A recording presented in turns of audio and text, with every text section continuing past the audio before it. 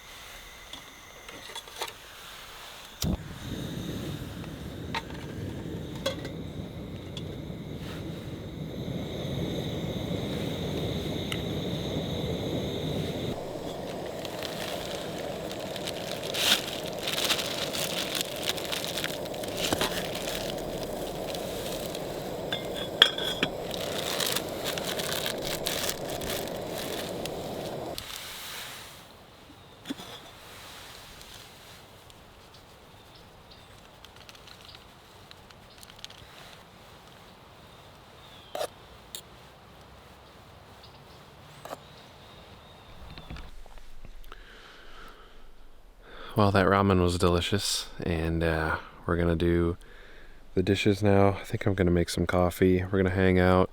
Just did a weather report on the inReach, and it looks like it's supposed to get partly cloudy, partly sunny around 1 o'clock. So it's 11:45 now, so we're just gonna hunker down, hang out, and then we'll go out looking for firewood and do a little fishing in maybe an hour, hopefully.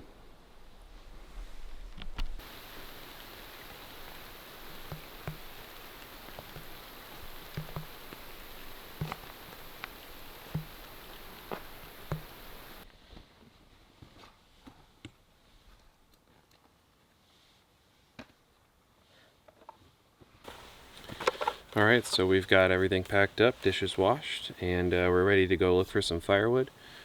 The sky has opened up. It's a much more beautiful day now with the sun. So I've just got my hatchet, silky Gomboy saw in its carrying case, and some leather gloves. And we're just going to paddle around the lake, look for some downed wood that's either like on the shore or like visible back in the woods. And then hopefully just bring back a couple nice, I don't know, 4 or 5 foot sections, and maybe just one tree will be enough for tonight. So we're gonna go look for some primo wood. The drizzle from this morning shouldn't be an issue once we split it open. So gonna get to limbing and cutting, and yeah, once that's done we'll bring it back, and then we're gonna go out fishing. Looks like a beautiful day for both of those things.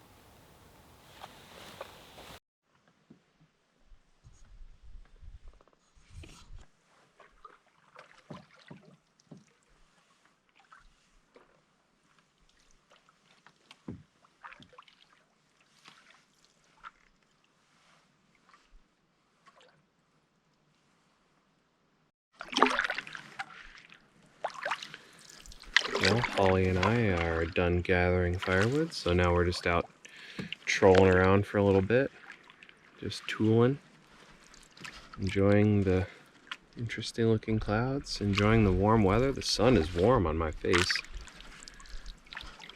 Last night was the warmest of all. Today definitely feels pretty warm.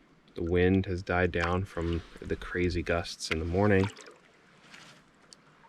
Yeah, just a pretty average day, but it's turning out. You know, there's definitely some blue mixed in here, and it'd be pretty cool if we came in with a fish. If not, you know, it's fall time, it's hard to find them. They're usually pretty deep. And I don't have any electronics on this trip. Couldn't find the small battery for my fish finder, so I just decided not to bring it. I didn't want to bring the big one. And so far, not a bad decision. I mean, we haven't done much fishing, and we probably wouldn't have done any more had I had the fish finder anyway. So, just cruising around, hoping for a pike or a rogue smallmouth.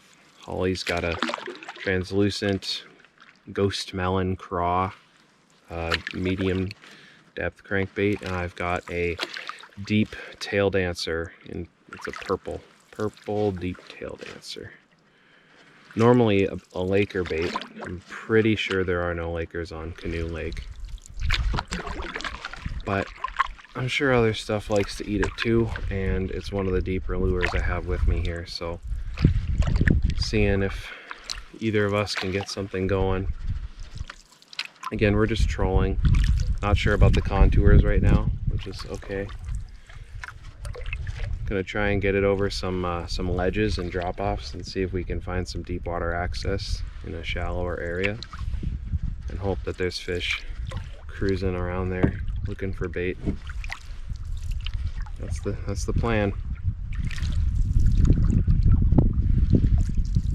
Check back in with you if we get something on, or if we're just particularly enjoying the moment.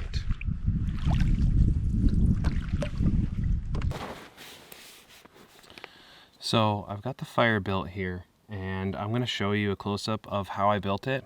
This is a pretty good way to prep your fires.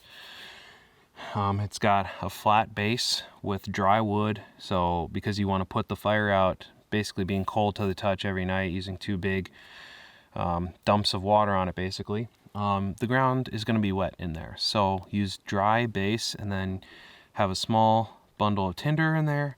You can use a fire starter that you buy, you know, with wax impregnated rope, like fat rope. You can use waxwood stick, plenty of options there. In this case, when I split the wood down, I got tons of all these flakes and fibers and stuff like that off the wood that I can just use it to start, and it's all dry because it's inside the wood, inside the logs. So I'm going to give you a close-up here, and then we're going to get it lit and get this fire ripping. So as I said, I've got that base there, and there is a bundle of sticks in there.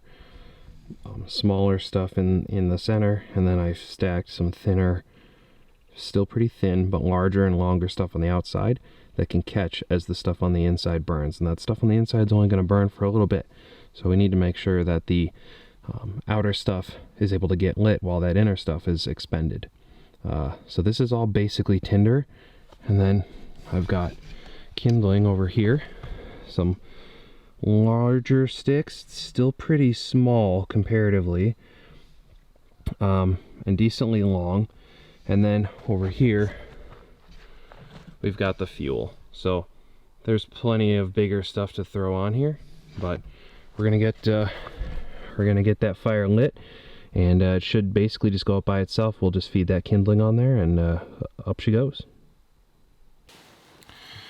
By the way, I'm just going to use a Bic lighter here, but if you wanted to make things a little more bushcrafty, you want to do it, you know, more old school, you certainly could make an even finer tinder bundle and use a fire steel or flint or something like that.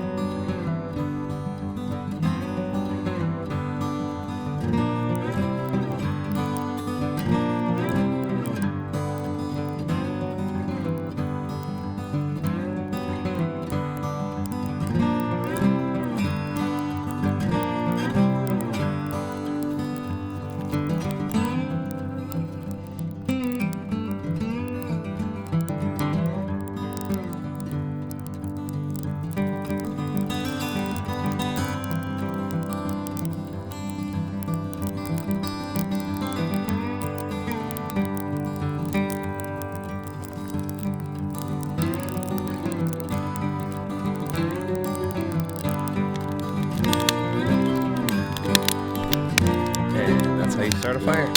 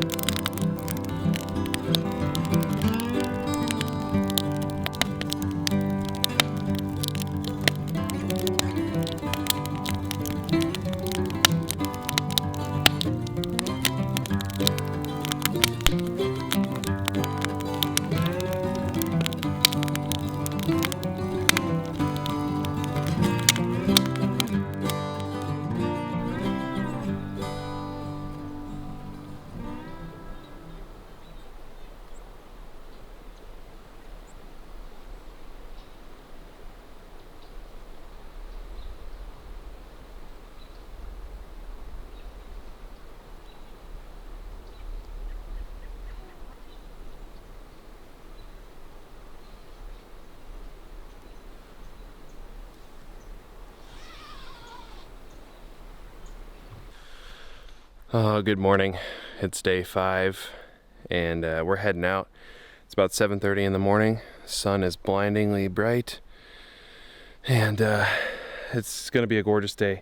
We're looking at some high winds from the south, and thankfully we can ride the south shoreline of all the lakes we gotta hop to get back to the entry point, so we should be okay. I gotta grab all the stuff out of the tent. Holly's just about done getting ready, and yeah, then we're gonna take down the tent, pack up the portage packs, and head out. So camera battery's almost dead. I think it's gonna be GoPro from here on out, so sorry about that. But yeah, we'll see you on the water, and looking forward to just a gorgeous paddle out. Goodbye, sight. You were a great one. One of the best. Truly. Hope to see you again sometime.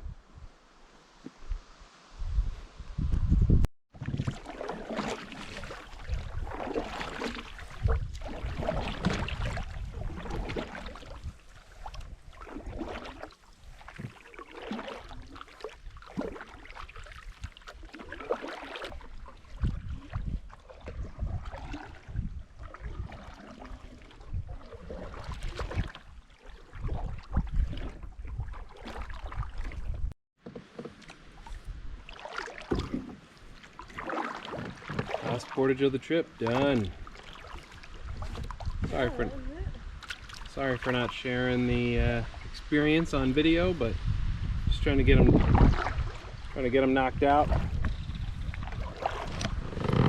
And you know, I don't know if we're gonna be this lucky, but we might be lucky enough to have a tailwind down East Bearskin. We had a tailwind coming in. This could be crazy. The wind's been real weird today. It's been shifting directions depending on where you are on the lake. Just kind of blows around in the Gunflint here with all these east-west lakes that are really just like long caverns, long valleys, not caverns. And yeah, so they funnel the wind through. But so far seems okay. We got probably 45-minute paddle down the lake, and then we'll be back to the outfitter to conclude the trip. Bittersweet moment, bittersweet, but mostly sweet. Still a little bitter though.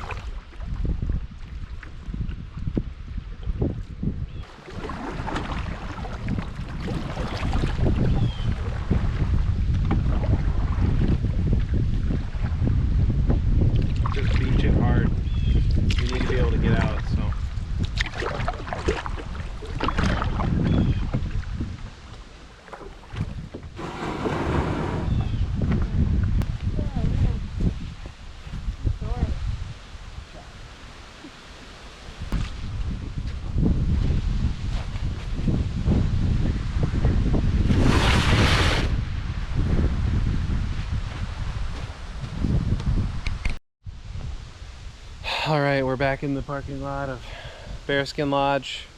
Gonna get cleaned up, head down to Cloquet for Gordy's. I already told you about Gordy's.